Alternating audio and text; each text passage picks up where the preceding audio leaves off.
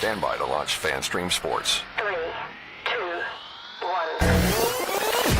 Let's start. Hello, sports fans. Welcome to FanStream Sports. What is up, golf fans? It's your old buddy IndyCarTim here with the From the Rough Golf Podcast. The ever so popular From the Rough Golf Podcast, as we were informed last week. We are inside the top 100 PGA Tour-based podcasts in the country. And not just barely inside the top 100. We are inside the top 70. At number 67, I believe, is where we were at. Which means number 66, I don't know who you are, but we're gunning for you. We're coming for you. And then all the rest of you, I don't know that we'll catch number one, as those boys over at that CBS Sports Golf Podcast are pretty good. But proud of what we've achieved here, this little show over the past few years. Just as inconsistent as we've been at times, people still tuning in to listen. So thank you very much, each and every one of you who tune in twice a week to help us or allow us to entertain you and spout out a little bit of golf discussion for you. And by the way, we do entertain your comments, your ideas, your opinions, either on the comment section of if you're watching the video, or if you are a fan of the audio portion of the podcast, wherever you get your podcasts. You are welcome to chime in as well on our studio text line. 214-937-0569 is our studio text line, and that is available 24/7. So whenever you are listening or watching and you want to say something to one of us, all you got to do is text that number, and we will see it, maybe even reply to it whenever we get around to it. And if it's a good enough comment, we'll make you part of the next show. But here we are on From the Rough. As you have probably noticed, it is a Johnny Free From the Rough, as it is Monday, which means, of course, he is traveling or playing golf or striking up some big wig business deal as our illustrious CEO continues to go and grab headlines and make deals for the FanStream Sports family of shows here. So you got me to talk about my favorite golf tournament. My second favorite golf tournament on the schedule every year, as the 2025 Players Championship has come to an end, and boy howdy was it a good one. I was glued to the TV pretty much for 4 straight days wherever I was. At home, Thursday, Friday, Saturday, and then on Sunday, I watched about half of the final pairing, the final grouping, and here at home. And then I went to a local watering hole and enjoyed the rest of it there, along with some college basketball conference matchups. So, yeah, I had a good weekend, and so did Rory McIlroy, and so did J.J. Spaun. And you know what? So did Tom Hoge. So did Danny Walker. So did Corey Connors. So did Bud Cauley. A lot of guys had a great week, but none had a better week than Rory, as the PGA Tour's flagship event has once again been won by the golfer who's been playing the best golf over the early portion of the season. No, it was not Scotty Scheffler this time. It was indeed Rory McIlroy. But he needed an additional hour or so, an additional 3 holes to confirm his spot in the winner's circle at the Players. Of course, winning in the 3-hole aggregate playoff. I love that, by the way. I don't know how you guys feel about the aggregate playoff instead of the sudden death. I like the aggregate better. Over J.J. Spaun in just cold and windy conditions there at TPC Sawgrass on Monday morning. But, man, could not have been more exciting to watch for me. It's Rory's 4th biggest comeback, or tied for 2nd biggest. 4 strokes is where he came back as he was entering the final round behind J.J. Spawn. I think 6 is his largest come from behind. I think he's done that twice, and I think this is now the second time he's done a 4-stroke comeback.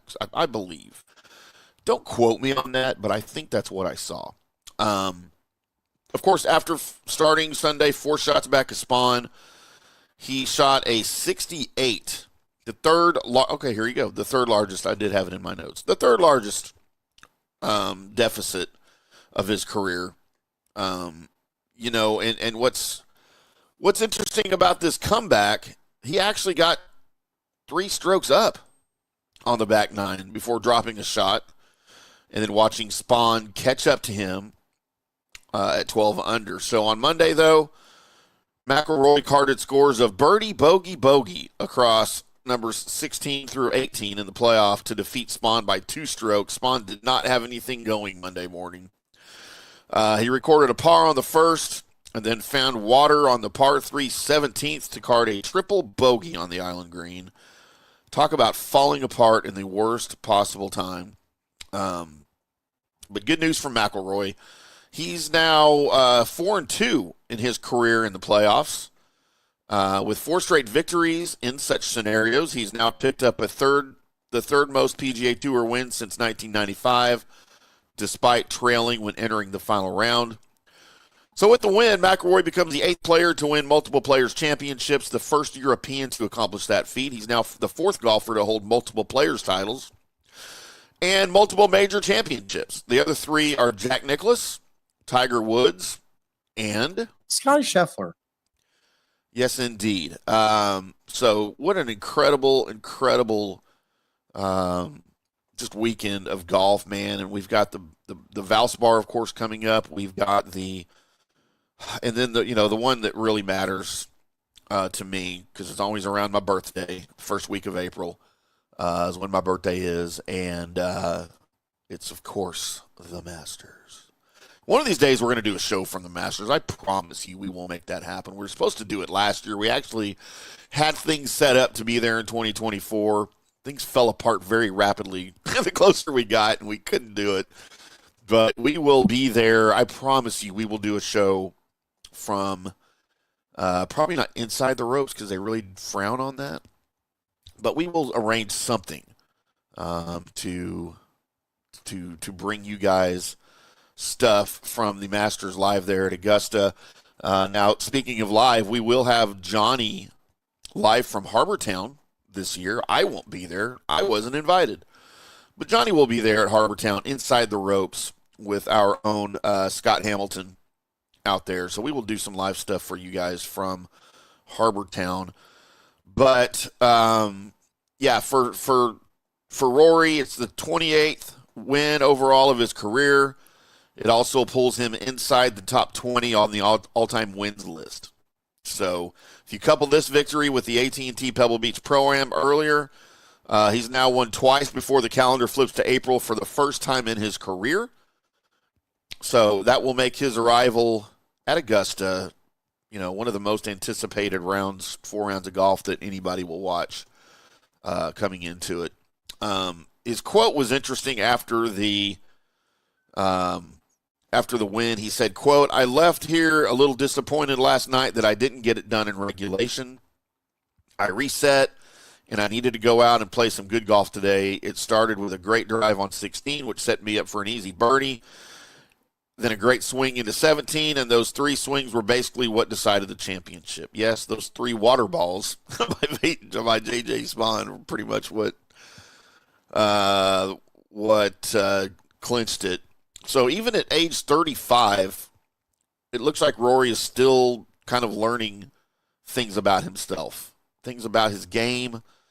When he began the year, he talked about trying to learn a little more discipline. And at age 35, it's not easy to do. I will attest to that. I did not have discipline in my 30s, but I'm not Rory McIlroy, so it is what it is. But, he led that discipline, though, led to his victory at Pebble Beach. He said that he wanted to play more like Scotty Scheffler, which would be defined as boring golf without the ups and downs that have riddled Rory at times. Because as you know, it's not just me saying this. Even Rory knows this, and the rest of the world knows this. Scotty Scheffler is the most boring golfer on the planet. He is not fun to watch. I hate watching him win because he is so boring that it makes me not a fan of Scotty Scheffler at all. But yes, that's what Rory wants to play like, and I don't think Rory has that game in him because he's not that boring of a person, to be quite honest with you. But he messed with his bag configuration across the first 3 rounds in Orlando. But he put the traditional clubs, what he's used to having, back in his bag this week. And, you know, I think it made a difference for him. He said it did anyway. He found his stride off the tee in the second round, but missed fairways, came creeping back into the stat sheet. So in a perfect world, of course, Rory and everyone else would love to play from the short grass as often as possible. But the little cut that he was using was by design. It reduced the possibility of catastrophic mistakes at a golf course where one of those could happen on any shot. So you saw what happened in the playoff. So, you know, him fine-tuning his game, him making these little tiny changes appear to not make a big difference, but all of the little differences that they make adds up to what we saw. You know, what does hitting a cut off the tee even mean when you're talking about Rory, one of the greatest drivers in the history of golf? He hardly ever does anything wrong anyway, right? But that little cut won him the tournament, I believe. Again, as he deals with discipline. So they do add up over time, and at this stage of his career, anything that has the possibility of being an additive to his game, I think he's going to consider, whether it's hitting balls alongside the range instead of down the range during his warm-up to mimic the wind direction. If it's fiddling with his driver after leading the field in that category at Pebble Beach and Torrey Pines, or just utilizing several different swings, you know, he'll try all of that, and they're all working for him right now. He's willing to test anything, and he's willing to learn from it right now. And sometimes that works. Sometimes it doesn't. But sometimes it works, and it makes a much smarter player. And the smarter Rory is, the better Rory is. And this is probably the best version of Rory we've seen ever, and I love it. He's probably playing better golf right now than he ever has. He certainly is showing more confidence than he ever has, in my opinion. And I think it's good for golf. It's good for Rory, and it's fun to watch. So we'll take a quick break here now and come back on the other side. We'll talk about some of the players, some of the also-rans that weren't named McIlroy, and get into some of that for you. We are From the Rough right here on FanStream Sports. We'll be back after this. Hello, sports fans. FanStream Sports. Today's show is brought to you by Tomstown, a premier craft distillery based in Kansas City, Missouri. Discover their award-winning lineup, including Double Oak Bourbon, Botanical Gin, and Double Grain Vodka, named the best craft vodka by the readers of USA Today. Available for online delivery in 40 states. Visit toms-town.com or their Kansas City distillery to explore more. Elevate your game with Tomstown, where history meets innovation. Please enjoy responsibly. All right, guys, time to talk a little bit about Turf Life. You've seen the hats on our heads. You've been or seen the video of the studio. You've seen that the decals are all over the place. Turf Life. Man, it's the brand that salutes the consumer and industry players everywhere whose lives involve turf. What does that mean? That means if you play or have a business or, you know, maybe you're a sports educator, you're going to be on turf at some point. So you live the turf life. So go ahead and tell everybody you live the turf life by having your Turf Life window decal or, you know, the hat or the keychain or the something. Along that lines, just go to turflifeclub.com and become a turf head. That's what it's called when you live the turf life. You're now a turf head. And you can go join the club today and snag that window decal or snag any other special Turf Life accessories and go over there to that website, which is turflifeclub.com, and get your stuff and show everybody that man, I'm all about that turf life. And then you just kind of raise your coffee mug at them and go, yeah, turf life, baby. That's what it's about. And then that's the end of the commercial. Ding. That means it's done in microwave talk. Hi, golfers. IndyCarTim here. I want to talk to you a little bit about Golf Central Magazine. It's not just a golf magazine. It's the magazine for everything. Turf, travel, philanthropy, and lifestyle. Head over to golfcentralmag.com and check out the latest issue. Some of the regular features in Golf Central Magazine: the Golf Bachelorette of the Month, the Golf Bachelor of the Month, the Golf Cart Girl of the Month, Golf History, Grip It and Sip It. So head over to golfcentralmag.com. It's free. It's the magazine for everything: turf, travel, philanthropy, and lifestyle. Golf Central Magazine at golfcentralmag.com. We'll see you there. For more than 3 decades, Bob's Steak and Chop House has remained an icon of DFW restaurants. Why? Well, maybe it's because of Bob. He's fanatical about cleanliness and friendliness, and his food, oh my Lord, his food. If you've been there, you know about it. If you haven't been there, you should know about it. The original Bob welcomes you at either of his 2 locations, Bob's on Lemon Avenue or the sparkling new Bob's at Craig Ranch McKinney.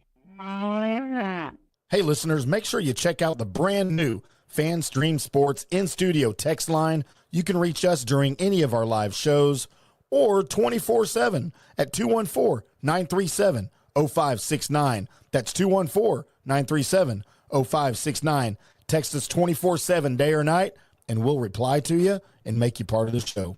Orion Golf Management Solutions. Orion Management Solutions has tailored its service packages just like it tailors its approach to customers. Some owners need more supervision, while others need periodic assessment of their short-term and long-term strategies and programs. Orion can be called in to develop a business plan with the existing staff, or we can assist with the daily management of a facility or event. Either way, we make sure the client is satisfied and understands the direction the facility needs to go in order to achieve the owner's goals. Orion Management Solutions can help with owner assistance service solutions, daily course management, business plan development, monthly operations, or as-needed consulting services. Whatever your need, Orion Golf Management Solutions can help. Check out oriongolf.com. Coming back at you. Now, more FanStream Sports. Welcome back to From the Rough right here on FanStream Sports. I'm your solo host today, IndyCarTim. It's Monday. It is Recap Monday. And boy, I mean Recap Monday in every definition of the word, as they just finished things up this morning in the 3-hole playoff as Rory bests J.J. Spawn, man, who just completely fell apart. Was not pretty for J.J.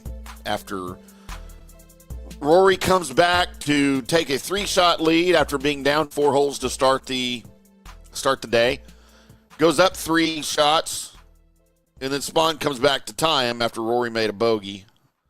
And then Spawn just falls apart on Monday morning at the playoff, the aggregate 3-hole playoff, which I love, by the way, very, very much.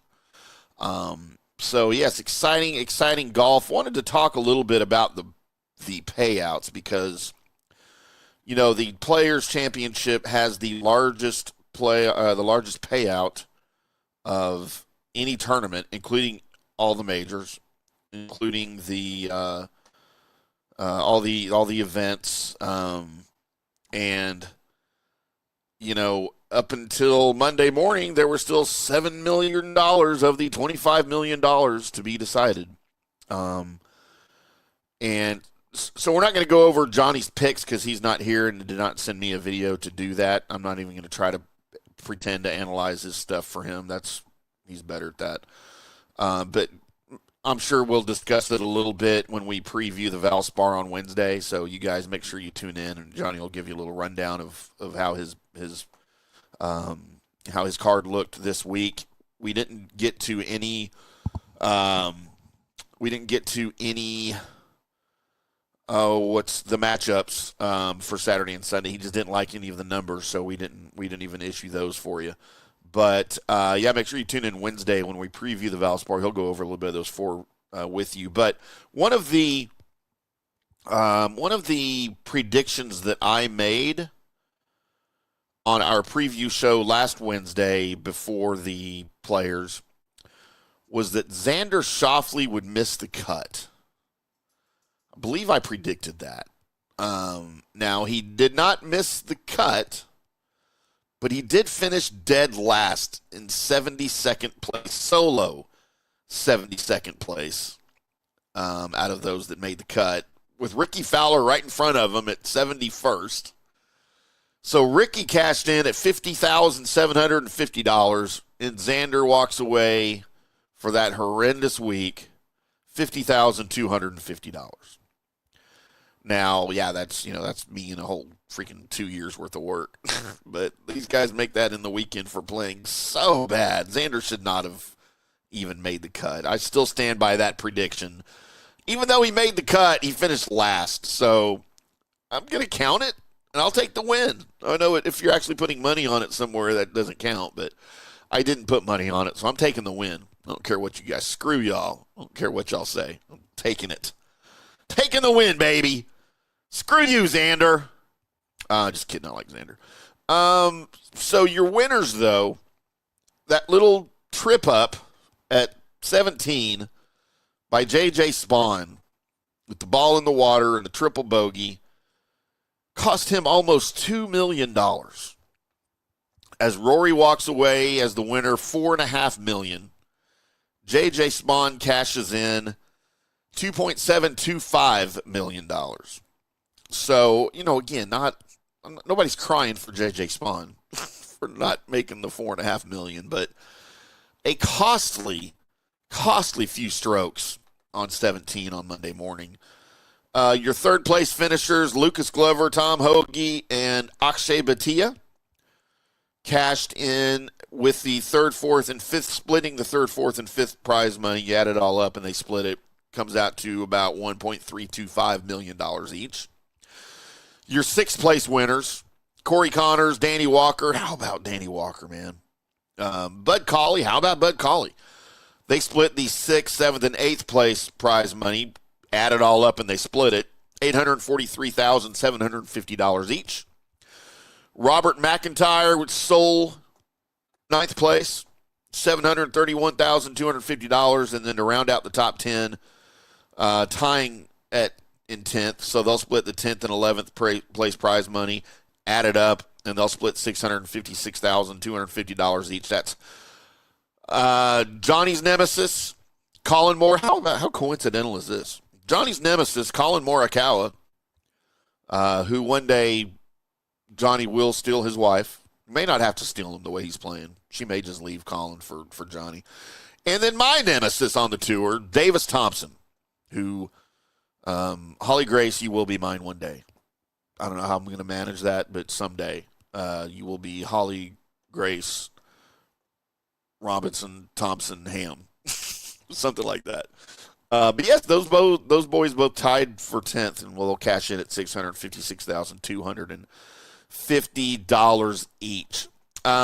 So, I didn't prepare anything on Danny Walker. We may bring him up a little bit on Wednesday, so make sure you tune in for that. 5 o'clock Central Time, live on FanStream Sports, wherever you get your podcast later the same day. You can see the show live on our YouTube channel. Just search FanStream Sports Dallas on the YouTube machine. Find it, subscribe, click the bell. Lots of great shows every week for you there. And then later that same day after we post it, wherever you get your podcasts, Spotify, Apple Podcasts, Google Podcasts don't exist anymore. They went to YouTube with that. But yeah, wherever you listen, wherever you get your stuff, we're on the iHeartRadio app, on the TuneIn app, which I believe used to be the radio.com app. I think they changed that. But pretty much wherever you can find podcasts, we will be there every Monday and every Wednesday. But we would sure like to have you live. Just set your phone, set your alarm, whatever, 5 o'clock Central Time, wherever you are.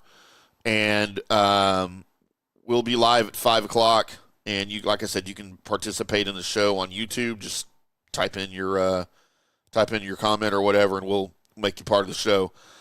Or then if you're listening to the recorded podcast, as I mentioned earlier, 214-937-0569, 214-937-0569 is our FanStream Sports Studio text line.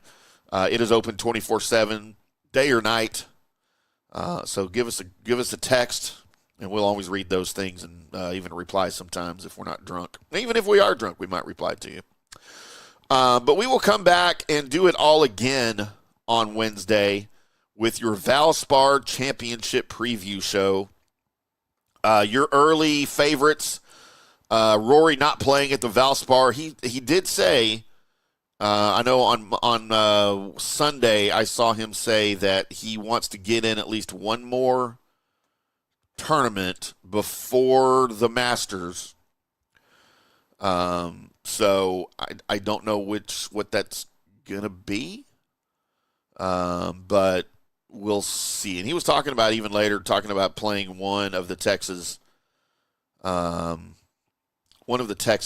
He said he was leaning towards Houston, but who knows what Rory thinks. But Rory not teeing it up at the Valspar, but a lot of other guys will be, obviously. And the Valspar, always a tremendous showing by the fans. Always a tremendous, it's always a fun tournament. Rondé Barber, who puts that thing together, is the chair out there. I believe he's the chair. He's responsible for that and gathering the sponsorships and all that. Just does a tremendous job. We'll probably have Rondé on the JP Peterson show on FanStream Sports Tampa Bay.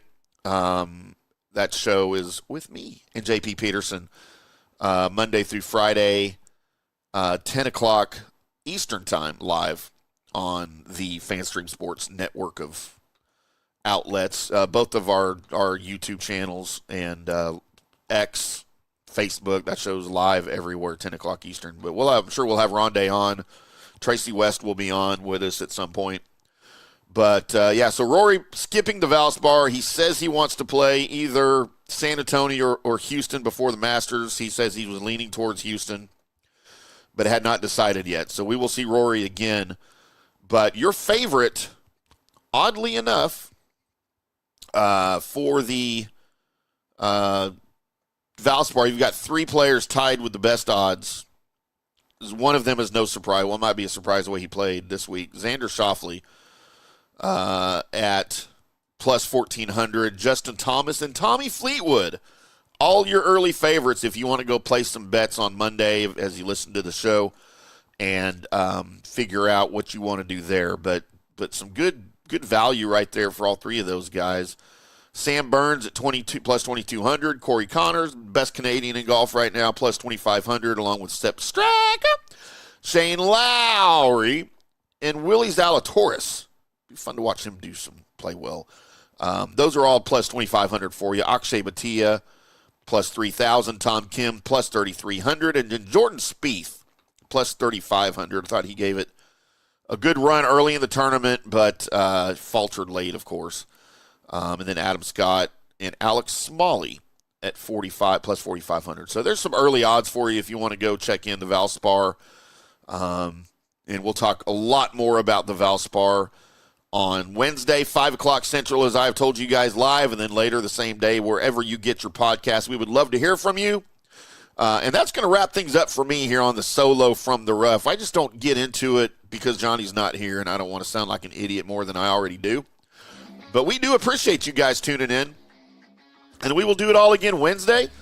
And I just told you about all of that, so make sure you check it out. Subscribe to our YouTube channel. Click the bell to get notifications when we go live. And then, follow us on all of our social media at From the Rough PGA. On X, I am at IndyCarTim. The other guy is at J Gerber PGA Pro. Follow him there. Find us on Instagram. Find us on Facebook. But whatever you do, find us. We would love to have you. Welcome into the family on the number 67 rated PGA-based show in the country. Out of the thousands that are there, we're number 67. We appreciate you guys.